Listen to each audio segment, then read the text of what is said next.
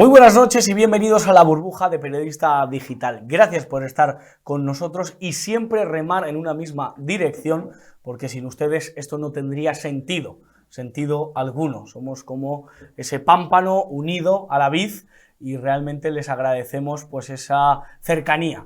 Gracias por sus comentarios, por sus ánimos. De verdad siempre es un gustazo tenerles al otro lado de esta fría pantalla, pero que de verdad se nota su calor, no solo por las temperaturas que estamos viviendo en abril, sino por que realmente ustedes son cariñosos y son muy cercanos. Así que se lo agradecemos. Hoy tenemos un programa especial, hoy un programa poco convencional, quizá poco pegado a la actualidad, pero es que la actualidad, eso que la actualidad manda, pues le mandará a Pablo Iglesias o le mandará a otros que están haciendo ahora mismo televisión. A nosotros lo que nos manda es el deber, lo que nos manda es el honor, lo que nos manda es la belleza, una serie de principios que se están perdiendo y que somos, bueno, pues lo que realmente representamos, lo que decimos y lo que defendemos, no somos lo que hacemos, al fin y al cabo. En España se está hablando de ley de vivienda, una ley de vivienda muy discutida, aprobada ya por Esquerra y por Bildu, una ley de vivienda que unos dicen que apoya la ocupación, otros dicen que apoya a las familias más vulnerables. Eso lo vamos a dejar un ratito aparcado, porque este programa hoy va a tener debate, hoy va a tener entrevista, hoy va a tener altura, sin ningún lugar a dudas. Porque hay que hablar también de religión, que es un tema que se nos olvida, que muchos pasan de soslayo, pero el alma humana tiene esas cosas. El alma humana, de alguna manera, siempre busca un más allá, lo ha buscado siempre. Y el que no lo busca, como decía Chesterton, el que no cree en nada, pues puede creer en cualquier cosa. Nosotros hoy, cada uno vamos a creer, no en una cosa, pero sí a lo mejor en ciertas ideas, porque el día en el que Sánchez ha decidido, bueno, pues que todas las confesiones religiosas estén exentas del IBI, hoy vamos a hablar del Papa, del obispo de Roma. Hoy vamos a hablar del máximo representante de Dios en la tierra para la religión católica. Su nombre es Jorge Mario Bergoglio, pero todos los católicos le reconocen como Francisco I. Él ha tenido a bien en atender a un canal que se llama Disney Channel, que yo me creía que solo daba dibujos animados y estas cosas, pero no, también hace este tipo de cosas en las que el Papa ha decidido reunirse con una serie de jóvenes y, bueno, pues intercambiar, pues bueno, una serie de opiniones, de cuestiones que de alguna manera están en boga, quizá no sean las más importantes de la historia de la humanidad, pero bueno, en el siglo de la escolástica se debatían unas cosas, ahora se debaten otras. Eso es lo que tiene el mundo, que va cambiando. Pasa que la Iglesia es esa roca firme que no cambia. Ha cambiado la Iglesia, ha cambiado el Papa. ¿Cómo debe adaptarse el Papa a las necesidades de los feligreses o de aquellos que se acercan a la Iglesia? Pues los vamos a debatir, en este caso, con dos personas a las que las dos les tengo aprecio, además de respeto intelectual. Por un lado, un habitual ya de nuestras tertulias, Rubén Herrero de Castro. ¿Cómo está usted? Siempre fuertes de conciencia. Efectivamente, gracias por estar con nosotros. Siempre, muy contento de volver a estar aquí con mi amigo Julio y sobre todo con un tema tan interesante como ese, llamémosle, documental del Papa. Bueno, me alegro que te adelantes y hagas mi trabajo, vas a cobrar lo mismo. Has presentado a mi otro invitado, que es Julio Llorente, que está aquí en Periodista Digital, en la que es tu casa. Julio, gracias por estar aquí. Muchísimas gracias a vosotros por la invitación, encantadísimo. Bueno, pues eso, vamos a hablar del Papa. Primero, antes de entrar al documental, la figura del Papa Francisco, ya son años de, bueno, pues eso, de pastorear a la Grey católica. Observaciones, un pequeño titular de lo que está siendo el papado de Francisco I. Una gran decepción. El papado y el papa tienen una misión que es mantener los dogmas de la Iglesia católica y guiar a los católicos, no confundir a los católicos, no adaptarse a los tiempos. Los dogmas no se adaptan, por eso son dogmas. Y por eso los que somos católicos practicantes, somos católicos practicantes, porque no nos están mareando con el paso del tiempo. Ahora es esto, ahora es aquello. La Iglesia católica te dice unas cosas, A, B, C o D. ¿Te parecen bien? ¿Eres libre de unirte o no? Me parecen bien, me quedo. No puede venir la cabeza de la Iglesia a introducir dudas o confusiones. Y este Papa, con una política de comunicación nefasta y unos gestos completamente fuera de lugar, están haciendo lo contrario de lo que debe ser el papado. El papado tendría que ser, es algo majestático e invisible. Y se manifiesta en determinados momentos, hace determinados actos, pero no confunde a los creyentes. Este papa está confundiendo a los creyentes. Rubén Herrero dice que el Papa está confundiendo a los creyentes. Julio Llorente, ¿cuál es tu opinión? Unos brochetazos. Es muy difícil y efectivamente probablemente sean brochazos porque resumir cuántos años ya de pontificado, 10 años de pontificado en apenas unos segundos. Creo que el pontificado de Francisco es más continuista de lo que parece. Hablaba Rubén de los dogmas. Francisco no ha cuestionado, el Papa Francisco no ha cuestionado ningún dogma, no ha negado ningún dogma, no ha cambiado ningún dogma. Si lo hubiese hecho, yo sería el primero en oponerme a él, pero no lo ha hecho. Quizá podamos hablar del tono que emplea Francisco en determinadas declaraciones públicas, podamos hablar de la atención que deben prestarle los católicos a las declaraciones públicas del Papa, pero en sus textos, en las exhortaciones apostólicas, en las encíclicas, el Papa Francisco se ha mantenido en una estricta ortodoxia, con lo cual todo lo que decía Rubén sobre los dogmas está muy bien, pero es que el Papa Francisco no ha atentado contra Yo no he ningún dicho que ningún haya dogma. cambiado los dogmas. He dicho que con sus actuaciones públicas, ¿cuántos católicos nos leemos las encíclicas? Muy pocos. Estamos, muchos católicos, la mayoría están pendientes de declaraciones del Papa, ruedas de prensa del Papa, documentales, vamos a llamar así a ese bodrio wow que ha emitido el canal Disney. Están atentos a esto. Y el Papa en ese documental, como en otras intervenciones públicas, confunde. No digo que él haya dicho que este dogma no es, no.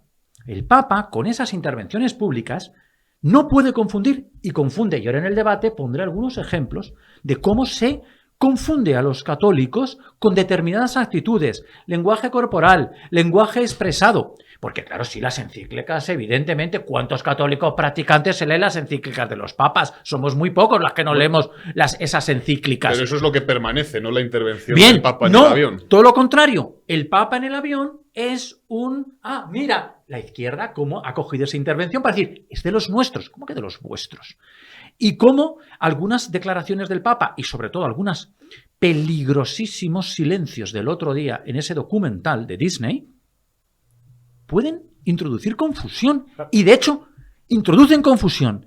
Y de hecho crean animadversión contra aquellos que defienden lo estricto que debe ser la Iglesia en algunas cuestiones. Porque el Papa en ese documental da una sensación de laxitud, de falta de argumentación y de profundidad intelectual que llamaba la atención. Lo más molesto fueron los silencios, quizá. Bueno, vamos a hablar de ese debate. Primero, como planteamiento. Es decir, el Papa de Roma, yo no me voy a mojar en este debate, pero decir que yo me convertí al catolicismo en el papado de Francisco, porque uno de los argumentos que más me convencieron es el Papa cuando habla en el avión, pues no deja de ser una persona mediática que da una opinión.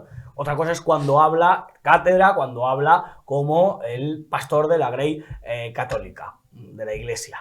Pero como planteamiento, ¿el Papa debe enfrentarse a esa exposición mediática? Hablo de Disney Channel, como hablo de un programa con Évole, como hablo de entrevistas. ¿El Papa debe hacer esto o debe ser como el personaje del joven Papa, que está recluido y escondido casi siempre? La ausencia es presencia. A mí, personalmente, me gusta más la segunda opción, porque creo que la sobreexposición entraña un problema, que es el riesgo de decir tonterías. Cualquier persona que está sobreexpuesta, que está expuesta a los medios de comunicación, que frecuenta los medios de comunicación, padece ese riesgo, el de decir muchas tonterías, porque cuando uno habla demasiado, se expone a ese riesgo. Yo mismo, cuando intervengo en esta intervención, que supongo que será breve, diré muchísimas tonterías. Entonces, está el riesgo de la sobreexposición. Yo creo que el Papa atraería más, suscitaría como más atracción si se expusiese menos. Pero se ha expuesto Francisco, o sea, se expone Francisco como se expuso en su momento Benedicto XVI, como se expuso sobremanera Juan Pablo II. Entonces, al final es una tendencia de los tiempos, una tendencia de la época, la de exponerse mucho, la de que, digamos que el Papa se ha convertido en un líder mediático más. Quizá para diferenciarse del resto, quizá para diferenciarse de los líderes mediáticos, quizá para hacerle ver al rebaño fiel del que hablas tú y al mundo entero que no es un líder mediático más, pues podría optar por la estrategia contraria, envolverse de misterio. Quizá esa podría ser una alternativa, no lo También sé. el debate sería que todo sea mediatizado. Y es que Vamos si a no ver. estás en Twitter, si no estás tan expuesto, quizá quedas fuera del tiesto, Vamos ¿verdad, a ver. Rubén? Yo recomiendo a todo el mundo esa serie que has mencionado, El joven papa, que se emite en HBO, tiene 2 temporadas. Gracias por hacer publicidad de Bien, esa plataforma. no, porque también esa serie es interesante. Porque La primera es mejor que la sí, segunda. la primera es mejor que la segunda. El director opta por un camino arriesgado para narrar una historia. En algunos momentos, los que somos católicos practicantes, nos podemos sentir incómodos con alguna forma que elige el director para narrar una historia, pero si vamos al contenido de la historia, lo que de verdad está diciendo el guionista y el director es: la iglesia es una puerta pequeña, ausencia es presencia. Y esa es la clave. El Papa no puede estar sobreexpuesto, porque el riesgo de que confunda o se equivoque en aquello que dice incrementa. Decía Julio, bueno, la exposición de Juan Pablo II o la exposición de Ratzinger es incomparable. El Papa Juan Pablo II contribuye a enviar al infierno a la Unión Soviética y se tiene que sobreexponer y arriesgar su vida. De hecho, sufre un atentado, pero en todas sus intervenciones no hay una sola grieta argumental o un pero a qué decirle como católico, como defensor de la Iglesia Católica. Recordemos que el Papa Juan Pablo II es el que se encarga también de desterrar al olvido esa infame teología comunista de la liberación. Y luego llega Ratzinger con unas encíclicas extraordinarias, con una cátedra insuperable, y se expone lo justo y necesario. ¿Dónde se exponen? Vamos a comparar la exposición de Juan Pablo II y de Ratzinger con la exposición del Papa Francisco. El Papa San Juan Pablo II y Benedicto XVI se exponen, por ejemplo, al público y llevan a cabo esa idea maravillosa de San Juan Pablo II de las jornadas de la juventud. Eso es una exposición en positivo. El amor vence siempre. Siempre. ¿Dónde se expone el Papa Francisco? En una entrevista con un comunista woke que se llama Jordi Évole, una entrevista a la que se le hizo en su momento en La Sexta y después en ese documental absolutamente innecesario, tendencioso, es una emboscada contra el Papa y la Iglesia. Ese documental es una emboscada en la que jamás entenderé cómo el Papa Francisco accede, y mucho menos su gabinete de comunicación y protocolo, acceder, uno, a ese documental tendencioso por marxista y por woke, y cómo se permite luego esa puesta en escena Pero yo creo dantesca. que, Rubén, que hay que distinguir, para ser precisos, entre el documental que dirige Jordi Évole y las declaraciones del Papa en ese documental y la actitud del Papa en ese documental. Creo que No. son No, dos Julio, planos de debate meterte distintos. en ese tema no te toca. Decir, ¿quién dirige esto y cuál es el... No, dígame no. cómo va a ser el escenario. Pues va a venir este... Dice, no, mire, oiga, yo a esto no me puedo prestar. No ¿Pero se por debe qué no? prestar No, el claro que Papa a responder a las preguntas que le pueda hacer una persona homosexual, una persona Sí, no binaria.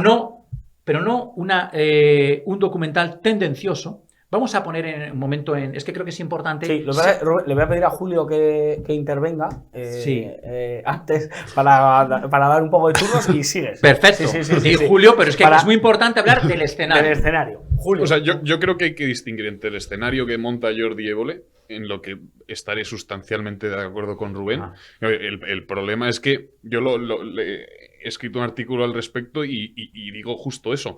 ¿Dónde Al podemos final, leerte? A ver si vamos a hacer en HBO y no en Voz Populi, no, pero digo, me repito necesariamente, porque como ya lo he escrito, pues digo lo que he escrito antes.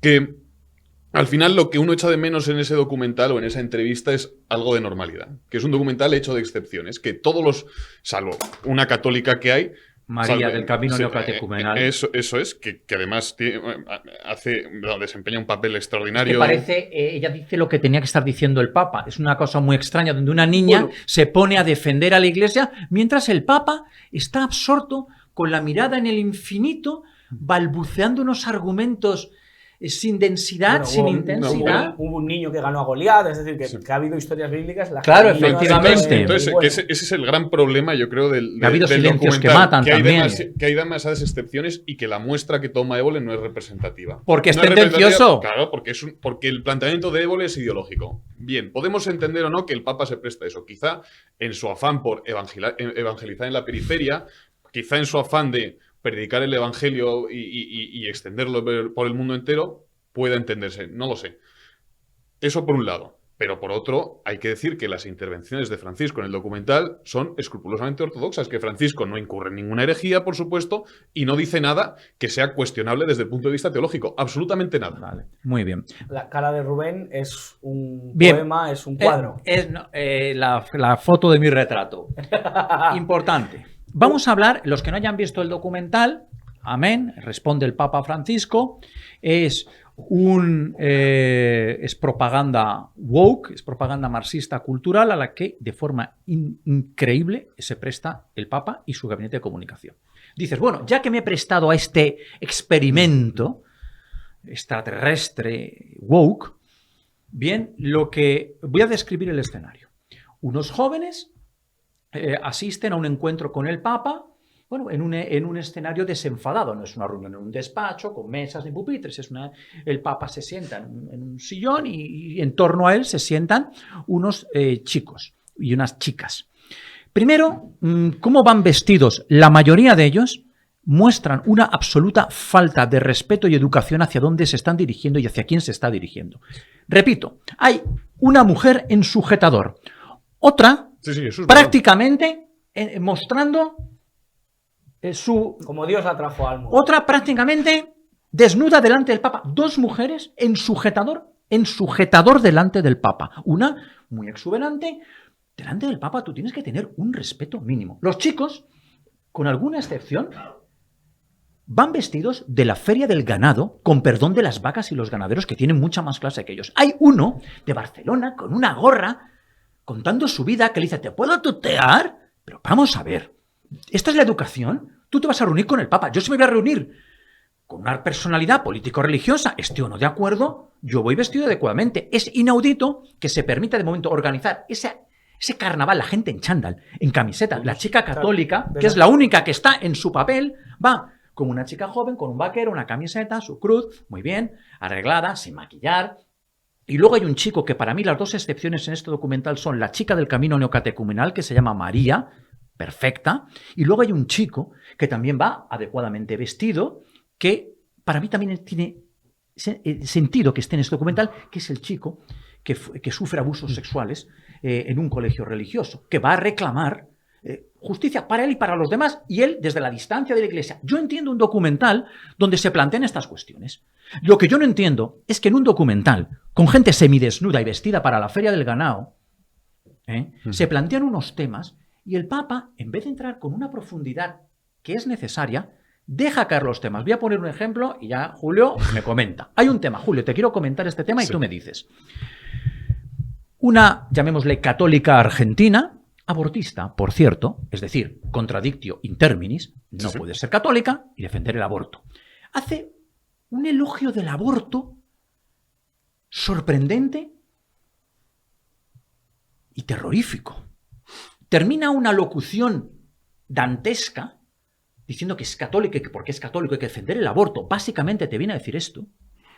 Y termina su alocución terrorífica dándole al Papa un pañuelo. Un pañuelo que pone aborto legal, libre y gratuito. Un pañuelo verde, entiendo que un pañuelo verde, con el arco iris, por supuesto. Y dice el Papa, le agradezco el presente. Coge el pañuelo. Eso no es llamar a la confusión. Eso no es gravísimo. Eso es gravísimo. El Papa en ese momento tiene que decirle, señorita, le he escuchado por respeto, pero con este tono no. Bueno, wow. No, señorita, la he escuchado con respeto. Usted no es católica porque defiende el aborto. Punto número 1. Un católico no puede defender el aborto. Punto número 2. Y tercero, no puedo ni tocar ese pañuelo por el grado de confusión al que pudiera incitar que una dignidad de la Iglesia Católica acepte un pañuelo que defiende que se asesine a los niños en el vientre materno. Así se responde a esa desubicada que se cree que matar a un niño es católico. Julio Llorente. ¿Tú hubieras cogido el pañuelo? Yo no habría cogido el pañuelo. Dicho esto, no puedes reducir lo que dijo el Papa sobre el aborto a la recepción del pañuelo y al tono con el que dijo lo que dijo. Julio, no dijo nada. De hecho, fíjate si dijo que llegó a referirse a los médicos que practican abortos como sicarios. Como Julio. Sicarios. Entonces, Yo no habría recibido el Y cuando vio que se le asustaban con la palabra sicario, a tablas. No lo sé, No fue contundente. Yo no sé si hay que ser contundente. Es verdad que al final el Papa... lo que viste, el documental, ¿qué te transmitió? ¿Por qué defiendes a la figura del Papa en ese momento? Porque creo que logró un equilibrio admirable en un escenario muy difícil, un equilibrio admirable entre verdad y caridad. Tú cuando te estás dialogando con alguien no puedes arrojarle la verdad como si fuese un ladrillo. Tienes que dejar clara la verdad. Papa. Bueno, sí, no somos nosotros que no podemos meter a jajajojo. Precisamente por eso, pero el Papa no se metió a jajajojo. Creo que fue muy tajante en lo a que coger un pañuelo tajante, que defiende el aborto legal, libre y gratuito. Fue muy tajante con el sacerdocio femenino, del que dijo que no puede ser. Que fue muy tajante con la pornografía, que dijo que degradaba que restaba. Que degradaba. Que restaba. Que degradaba. Decía que fue restaba. Muy tajante con el aborto, refiriéndose a los médicos que practican abortos como sicarios. Creo que el Papa fue muy tajante y que acogió a las personas que había ahí, personas que... ¿Equivocadamente acogidas? No, yo creo que... las acogió mal, a las personas porque tú no puedes decir una persona que defiende el aborto, bueno, la vida, yo... No, tiene que ser tajante. Tajante. Para ir acabando, Rubén, porque ya sabes que el tiempo es oro y el que lo pierde es bobo. Rubén, otro episodio más que te pareciera escalofriante. El episodio que una mujer que es actriz porno o actriz de webcam pornográficas hace un elogio, la que iba semidesnuda, hace un elogio de la pornografía que refleja la libertad de la mujer, por supuesto todos feministas, con las dos o tres excepciones que habría, todo el resto, una mujer se declaraba no binaria y le dice al Papa, hay dos episodios, la mujer no binaria, es decir, una mujer, dejémonos de historias, le dice al Papa que hay gente de la Iglesia que censura esta cuestión de decir que hay más de dos, que solo hay dos sexos. El Papa nos llama infiltrados. Nos dice que la gente dentro de la Iglesia que decimos que solo hay dos sexos, infiltrados. Él da a entender que quien censura estas cuestiones dice la palabra infiltrados. Y luego, es verdad que lo dice con otra, intenta decirlo, que la gente que se manifiesta con odio contra esas personas. Es que nadie habla de manifestarse con odio. Hablamos de decir que solo hay dos sexos, con mucho cariño. Y el elogio de la pornografía. Delante del Papa se elogia la pornografía. Y el Papa lo único que atisba decir el Papa es un comportamiento que resta. Hay que decirle, señorita, la vuelvo a escuchar con atención. Pero tiene que quedarle muy claro que lo que usted hace es una degradación. ¿Y se lo dice con otras palabras? No, pero es que el Papa no puede, para la gente que está escuchando y que va a ver ese documental como única fuente de información, no puede dar la sensación de, aquí vale todo. Y el Papa da una sensación que es sean todos bienvenidos. La puerta es pequeña. La puerta es pequeña y por ella hay que pasar. Da esa sensación para quien quiere quedarse con esa sensación, para quien se acerca al documental con un prejuicio. A esa persona ya sabes, porque si uno atiende a las palabras del Papa no puede concluir, si atiende y con apertura de espíritu a las palabras del Papa no puede concluir que el Papa está defendiendo la pornografía. No, claro que no, está afectando un elogio. Pregunto, Julio, una persona que se sienta conservadora dentro de la Iglesia, tradicional, ¿pudo sentirse insultada por ese documental? Yo creo que el documental pudo ofender en un momento determinado, cuando habla de los infiltrados y cuando se dedica a pontificar sobre el fariseísmo ajeno. Es que pontificar sobre el fariseísmo ajeno es muy peligroso porque uno no sabe bien si quien lo hace es también fariseo. Entonces, creo que en ese a mí me molestó. A mí me molestó lo de infiltrados y me molestan mucho las disertaciones continuas sobre el fariseísmo ajeno. Dicho esto, en lo que el Papa tuvo que pronunciarse tajantemente, claramente, yo creo que se pronunció tajantemente sobre el sacerdocio femenino. Yo cuando le preguntaron sobre el sacerdocio femenino me eché a temblar. En eso sí lo dijo y fue muy rotundo. Cuando le preguntaron sobre el aborto, es verdad que recibió el pañuelo, yo no lo habría recibido, pero dejó claro que el aborto es inadmisible para un católico. No se lo dijo con estas palabras, es inadmisible para un católico. Para acabar ya, Rubén, pero estás en un diálogo. Entonces, no, tiene que decirlo. Tú también tienes que ser caritativo. No puedes... Eres caritativo, le está diciendo, te he escuchado con respeto, no puedo coger este pañuelo por lo que este pañuelo significa. Pero para finalizar este debate y emplazaros a otro sobre otras cuestiones de ámbito religioso, quiero que acabéis dirigiéndose a la audiencia con esta idea. ¿Qué puede más, la caridad o la firmeza a la hora de convencer a personas que están fuera de la Iglesia, que no tienen nada que ver con la Iglesia? Porque si algo es un hecho incontestable es que la Iglesia cada día pierde más fieles. ¿Cómo se recupera esas fieles? ¿Caridad o firmeza? Julio. yo creo que sin caridad no hay verdad y que sin verdad no hay caridad, que son indisociables. Que uno, si verdaderamente valora la verdad, tiene que mostrársela al otro caritativamente, no puede arrojársela como si fuese un ladrillo, precisamente porque hay que honrar la verdad. Y que, por otro lado, la caridad sin verdad es simple humanitarismo, que no puede ser. La verdadera caridad es enmendar a alguien también cuando está cometiendo un error y decirle, bueno, pues si continúas caminando por esta senda acabarás en un precipicio. Pero decírselo caritativamente, no como los fariseos, no como presentarle una verdad que es para que él viva mejor, para que él viva como está llamado a hacerlo.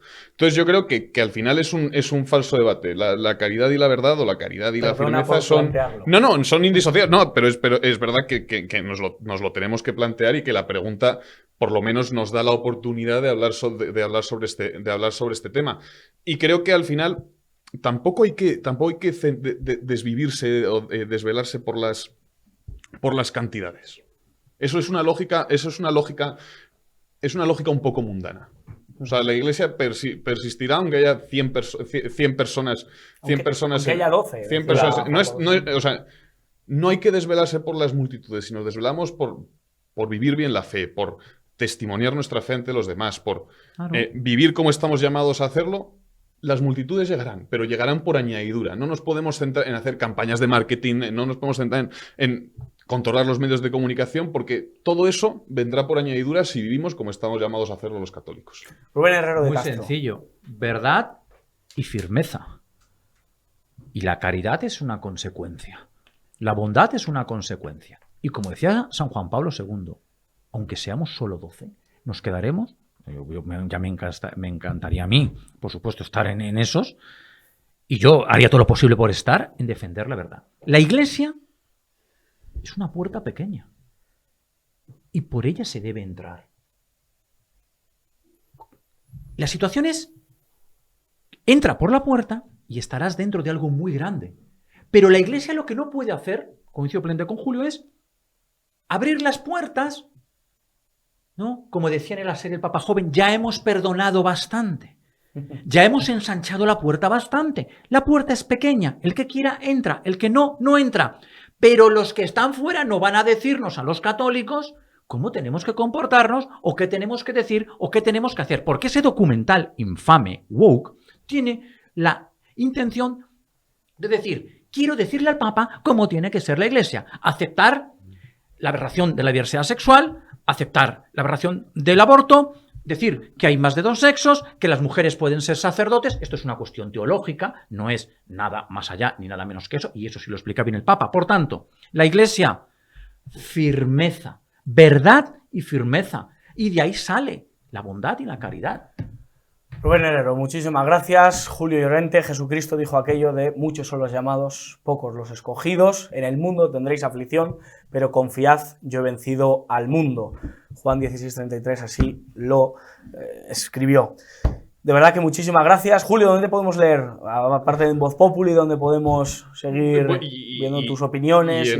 Bueno, me da un poco de vergüenza lo de la autopromoción, pero no, es que a mí me encanta que lo hagáis. También en Alfa y Omega. Muy bien, pues ahí podemos verte. Rubén, te podemos ver en esta casa, te podemos ver en Informa Radio, y te podemos ir a tus clases de oyente. Podéis venir a mis clases de oyentes. Con la verdad y la firmeza. Pero eso siempre. Y me podréis ver, si alguien me quiere saludar. Estaré también el 1 de mayo en la plaza de Chamberí con la gente extraordinaria de solidaridad en el Día del Trabajo, porque es un día para obreros y españoles, pero de verdad. Vendrá Rodrigo Alonso muy pronto, y le tendremos por aquí. Señores, no va más, muchísimas gracias, y pasamos a otra cuestión. Hoy el programa está interesantísimo, de verdad que sí, está verdaderamente interesante, porque vamos a hablar con una persona que quizá le rompa los esquemas. Muchos de ustedes seguramente le conozcan, le pueden seguir en varias redes sociales, en YouTube sobre todo, ese es su marco, y creo que le vamos a tener con nosotros muy prontito, porque realmente si en algo nos caracterizamos en La Burbuja es realmente de dar voz a los que no tienen voz o a los que realmente salen fuera de los esquemas. Y yo no sé si es una muy buena presentación la que le estoy haciendo a nuestro invitado de hoy, que le agradezco que esté con nosotros. Me une, bueno, pues una ciudad que es muy bonita, que yo siempre hago gala de ella, que siempre, pues oye, saco pecho porque hay que sacarlo. Realmente mi Salamanca querida, para los que no lo sepan, pues soy de Salamanca, que lo suelo repetir con bastante frecuencia. Y hoy, pues tenemos con nosotros a Santiago Armesilla, que está con nosotros y ya le tenemos aquí. Don Santiago, ¿qué tal? ¿Cómo está usted?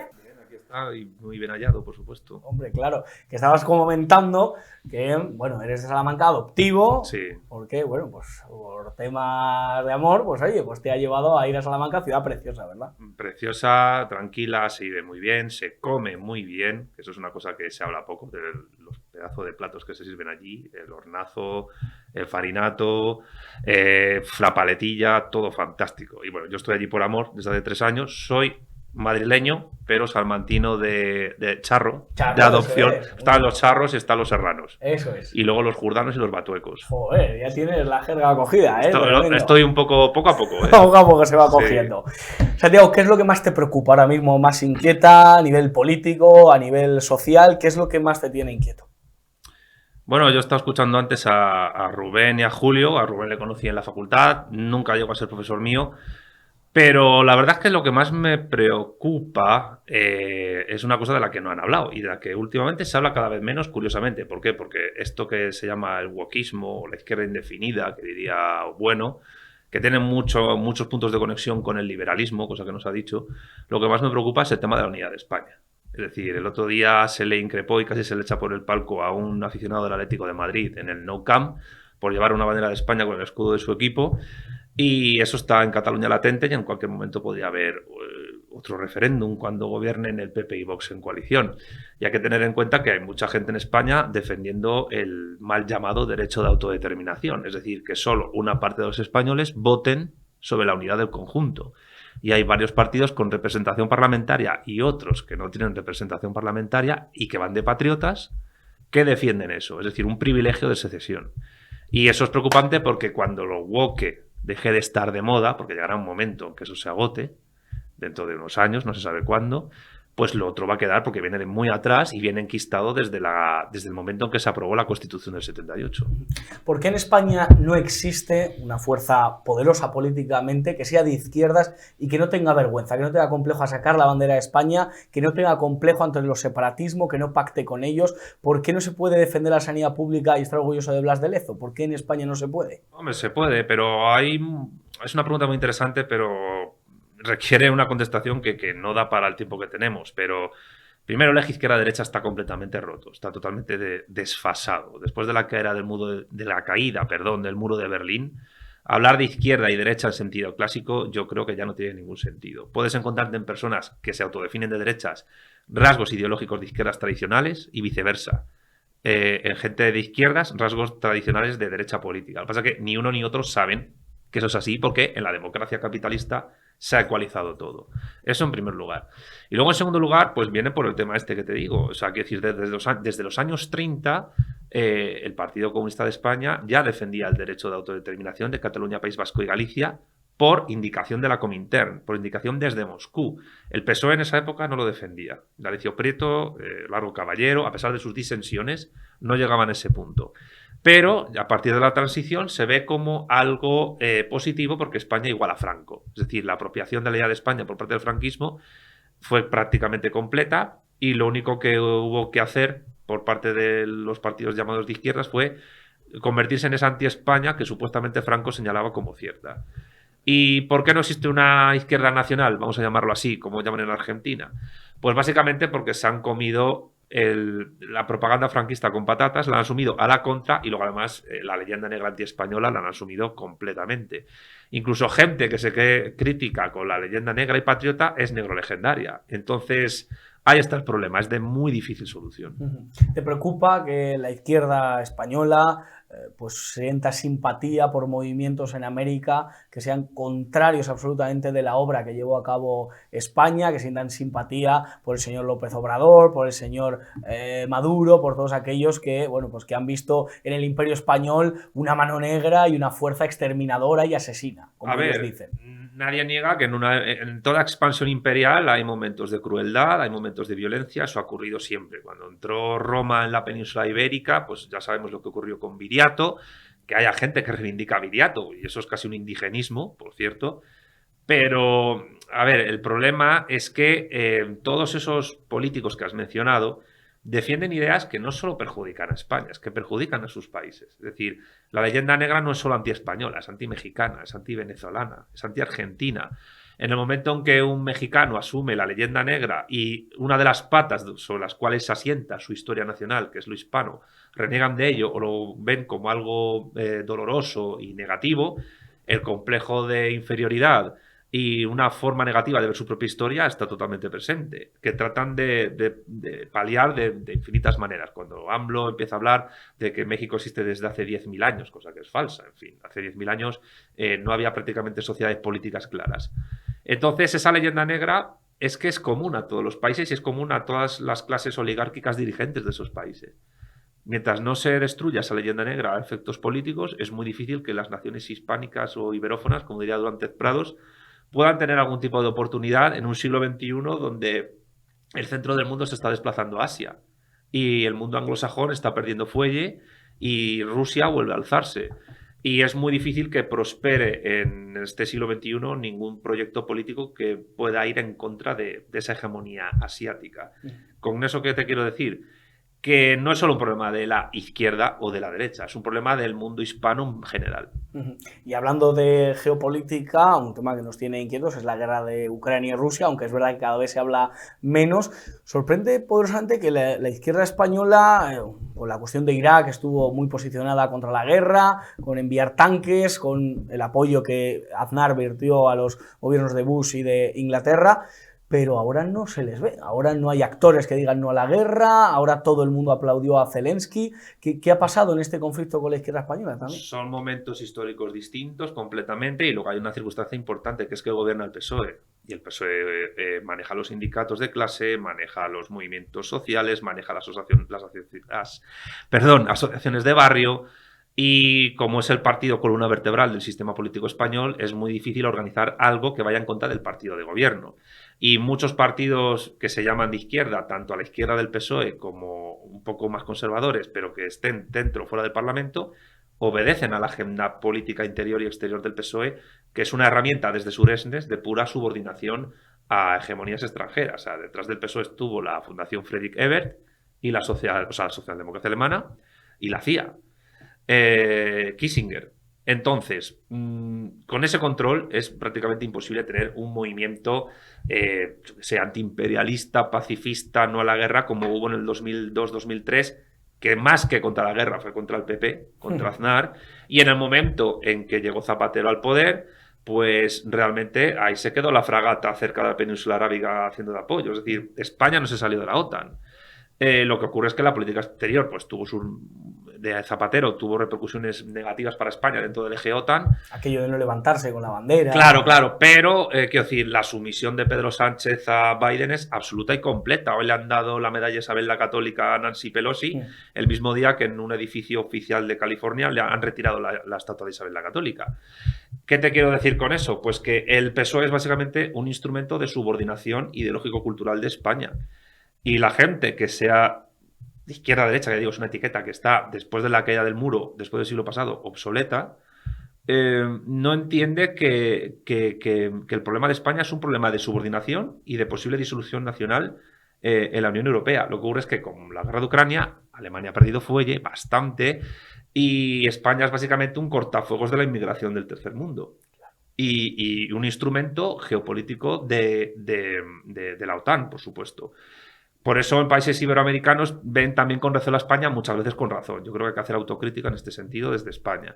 Ahora bien, y con esto termino para responderte, ¿qué hacer ante eso? O sea, ¿cómo puedes construir un movimiento político y social, nacional y popular que se oponga a todo eso? Es tremendamente difícil cuando ahora mismo, ayer, Canal Red se ha hecho con la señal de 7NN, un canal que aspiraba a ser una suerte de Fox a la española.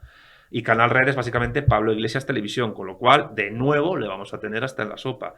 ¿Y Pablo Iglesias qué es? Pues es básicamente un homúnculo del PSOE, aunque él no lo quiera y sea así.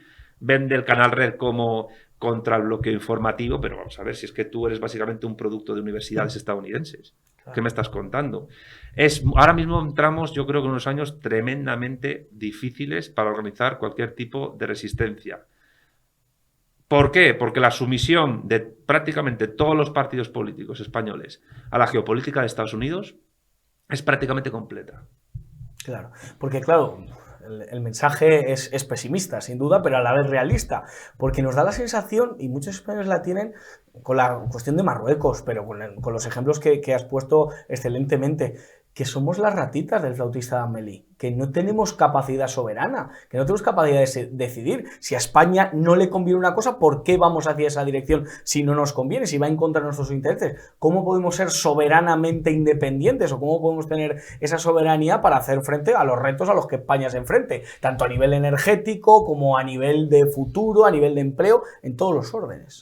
Vamos a ver, España entró en la OTAN, entre otros motivos, porque hubo una campaña en el año 85-86 donde el PSOE le decía a los españoles: si no entramos en la OTAN, Tejero volverá a hacer un golpe de Estado, Franco volverá.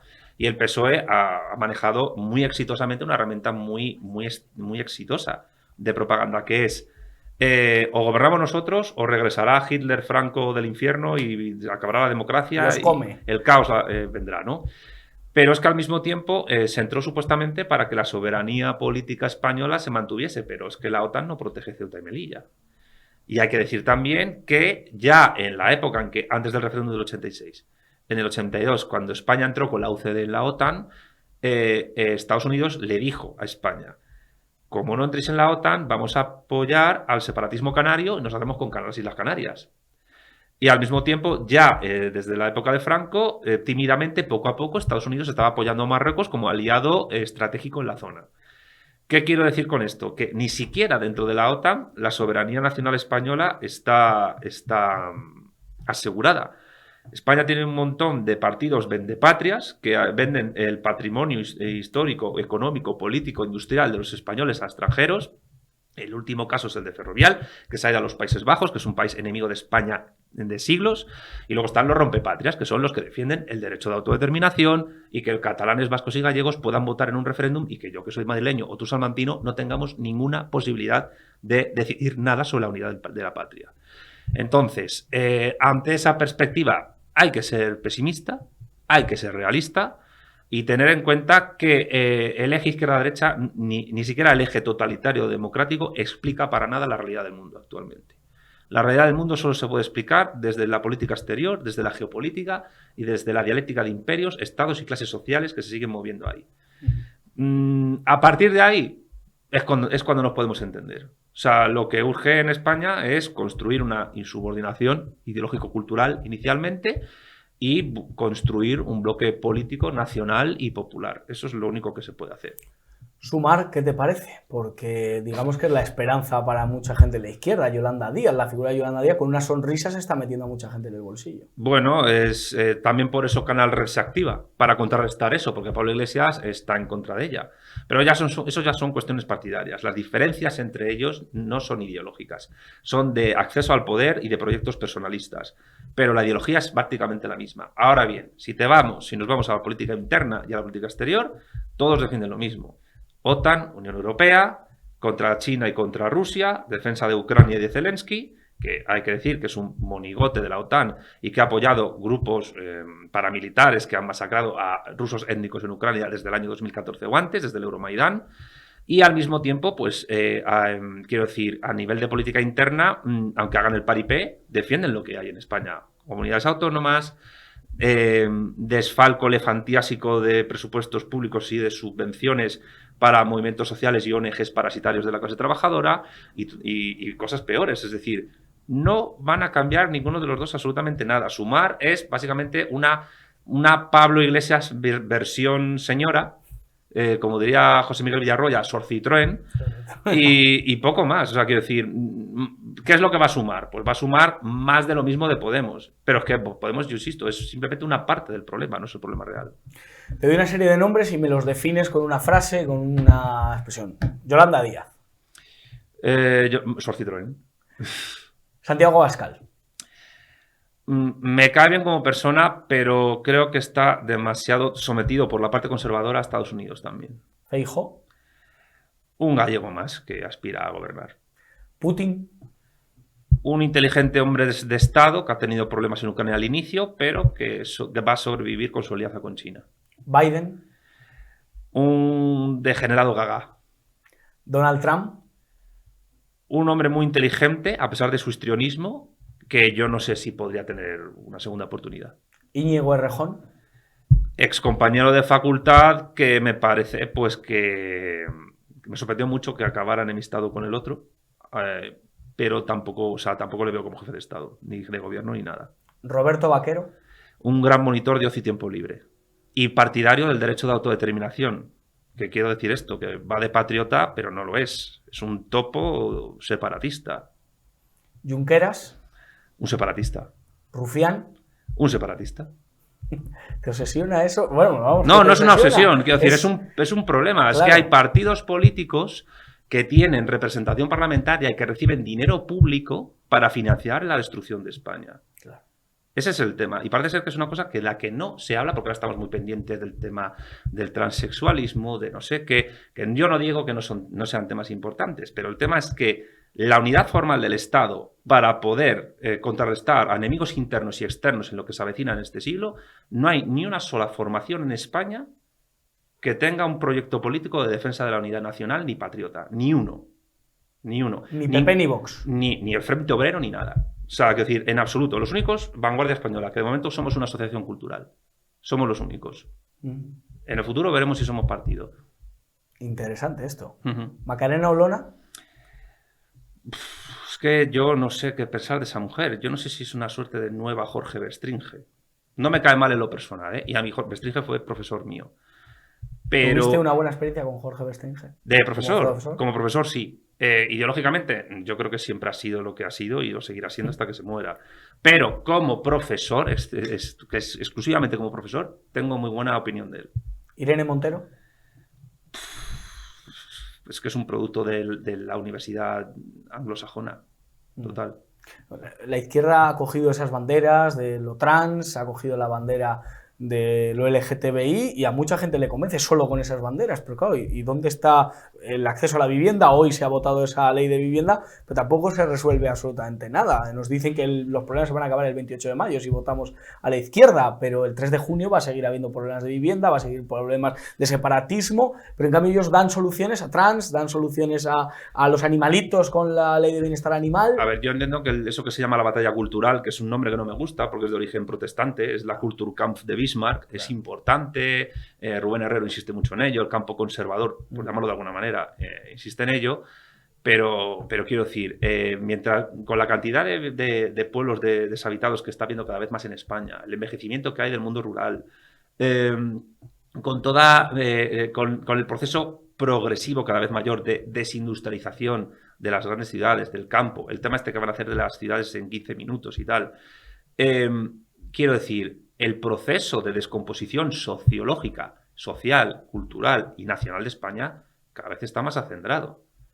Y ninguno ofrece grandes soluciones. Es decir, el tema de la vivienda, pues un embargo público con efecto retroactivo y compensación económica solo en cada caso, haciendo que el parque de vivienda nacional español sea estatal y hacer una entrega de viviendas a hipotecas asequibles a la gente, pues eso tendría que hacerlo una fuerza política estatal que no fuese ni vendepatrias y rompepatrias, pero dentro del marco de la Unión Europea y del euro, eso es inviable.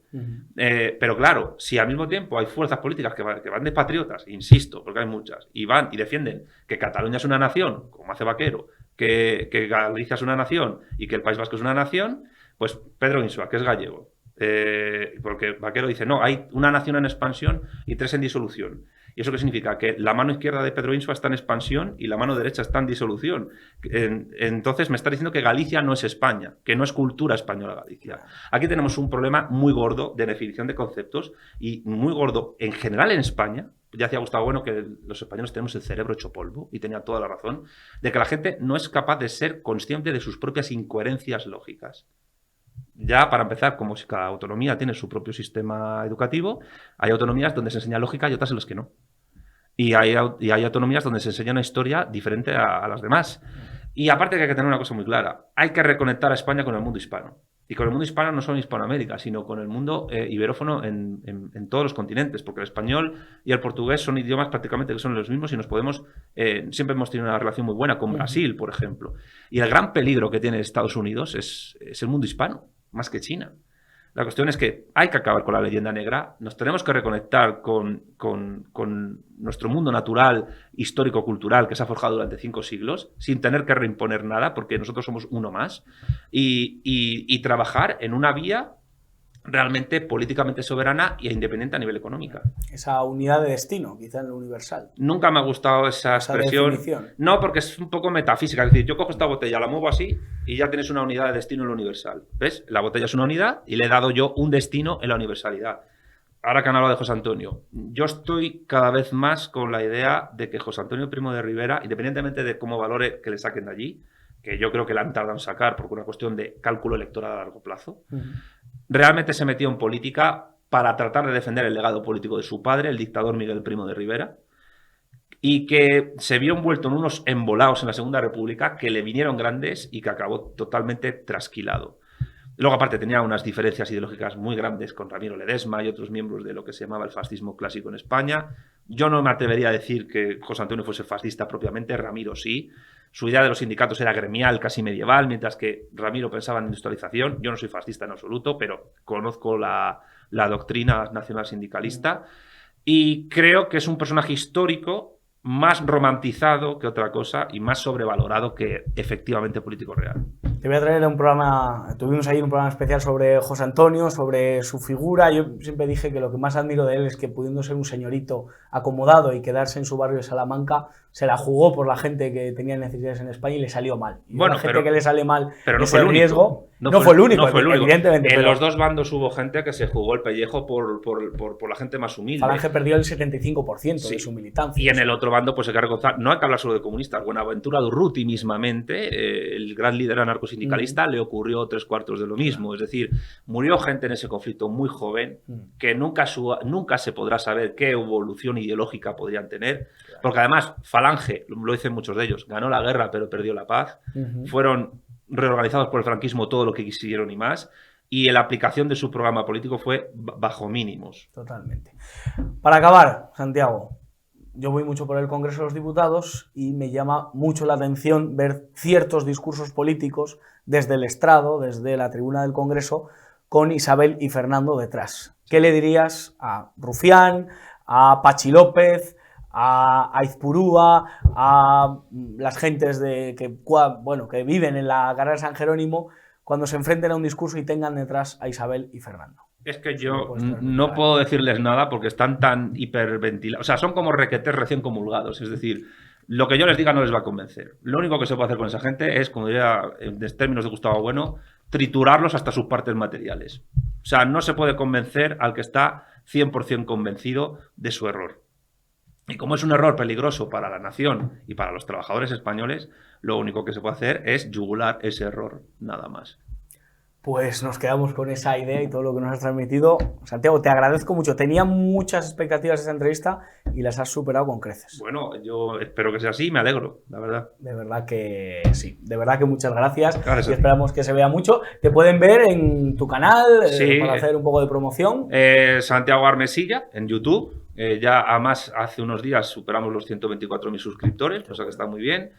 Y luego redes sociales, TikTok, Twitter, Instagram, @armesillaconde, en todas es igual. Tengo página en Facebook y mi página web www.armesilla.org, donde ahí tienen todo lo que he hecho en mi vida. Libros, temas académicos, temas políticos, todo está ahí.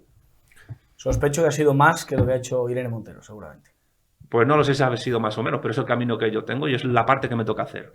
Pues te lo agradecemos de verdad. Y acabamos este programa, pues como cada martes, hablando de rock. Evidentemente que hay que hablar de rock y hoy pues tenemos, como cada martes, a Raúl El Chancas, que hoy nos trae un grupo hoy bien español últimamente, unas semanas que le gusta hablar de lo patrio y yo que me alegro, evidentemente, porque tenemos buen rock. Así que El Chancas con nosotros aquí en La Burbuja. Encantado de estar aquí contigo, Jesús, en La Burbuja.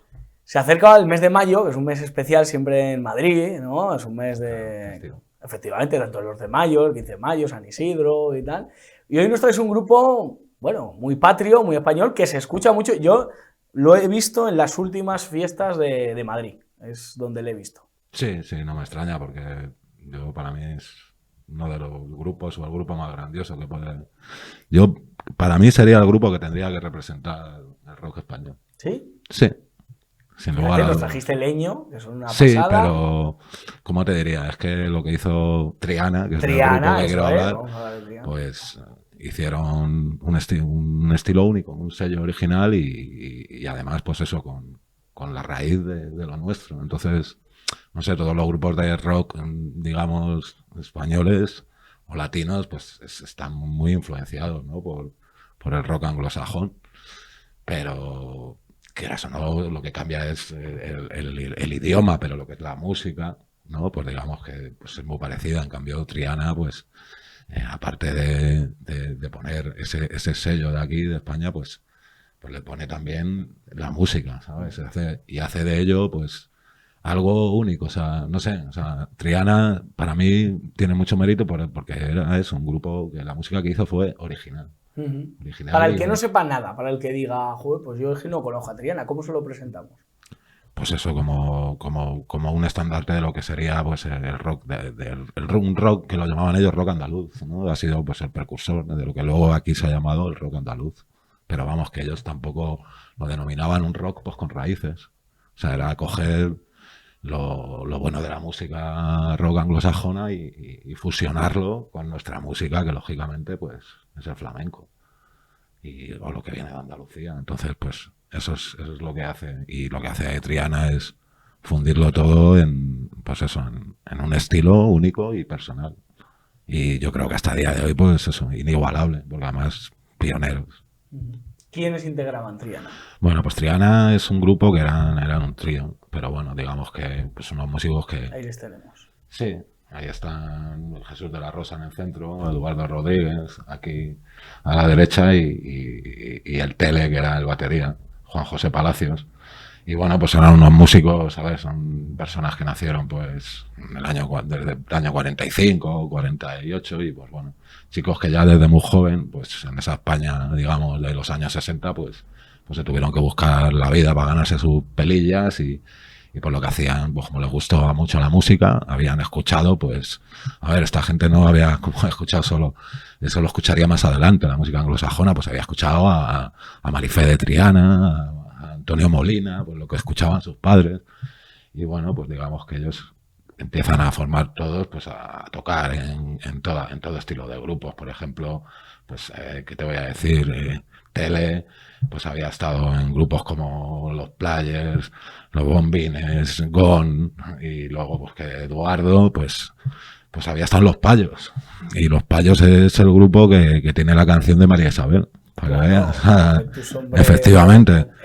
Que fue una canción que fue, pues eso, fue una de estas de las canciones del verano en el año 69.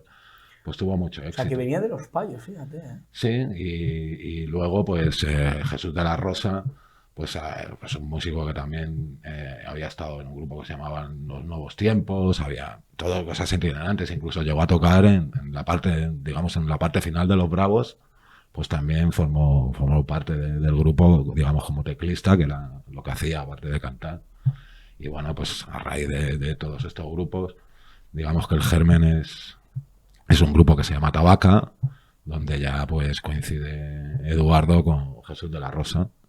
Y bueno, pues desde ahí ya también, como Eduardo conocía a Tele, pues decían, pues eso, hacer ellos hasta el momento la música, pues tocaban en esos grupos, pero digamos que esos estilos de música que hacía pues no les gustaba, a lo mejor era rumba, ¿no? Música más, como decía, lo de España, ellos querían pues como experimentar, encontrar un sonido nuevo. Ya había un grupo en Andalucía que se llamaba Smash, en el cual estaba Manuel Molina. Y bueno, digamos que ese grupo ya hace un poco de integración de la música andaluza con el rock. Lo que pasa que no llega a ser una fusión, es más una juxtaposición, porque era como cantar una música, digamos, flamenca y poner algún verso en inglés. Y de hecho, pues al principio Triana cuenta también con Manuel Molina y Dolores Montoya. Entonces, Lo que pasa es que ellos se van rápidamente porque luego ellos forman un grupo que se llama Lola y Manuel. No sé si te suena, pero fue un dúo muy, muy famoso que, bueno, pues estaba más enfocado al nuevo flamenco. Y entonces pues es cuando se queda la formación que sería la que se quedó ya de por siempre, que era el trío de Triana. Y es un grupo, pues se forma en el año 74 y bueno, pues digamos ellos no tienen mucha ayuda de medios y tal, y pues comienzan autoproduciéndose, se conocen en Sevilla porque todos son sevillanos, quitando Tele, que bueno, es del puerto de Santa María, pero también andaban por allí, y desde allí pues bueno, se vienen a Madrid y pues en una casita que alquilan en Arturo Soria empiezan a experimentar con esos sonidos que les gusta a ellos, que es todo el rock progresivo que habían escuchado en los 70, pues que era Pink Floyd, King Crimson, Traffic. Entonces eran este rock que tiene desarrollos largos, ¿no? Pues es lo que intentan hacer ese rock, metiéndole pues la música de aquí, ¿no? Andaluza. Y pues consiguen, pues eso, se juntan en un chalet y pues graban como una especie de pequeño LP que contiene canciones como Recuerdos de una noche y Luminosa mañana, y digamos que es como la maqueta que empiezan a mover para las discográficas. Y bueno, pues al final hay una discográfica que consigue, vamos, decide publicarles un disco, y bueno, pues se llama El Patio, un disco pues que para mí es una obra de arte, pero tremenda, porque esta gente además en las letras, que era Jesús de la Rosa, era un auténtico poeta.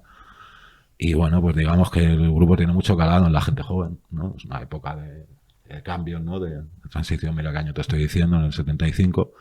Pero digamos que a nivel de ventas discográfico, pues no tiene mucho porque, pues bueno, lo que hacían pues era muy experimental y claro, lógicamente la música pues eran unos adelantados a su tiempo, ¿sabes?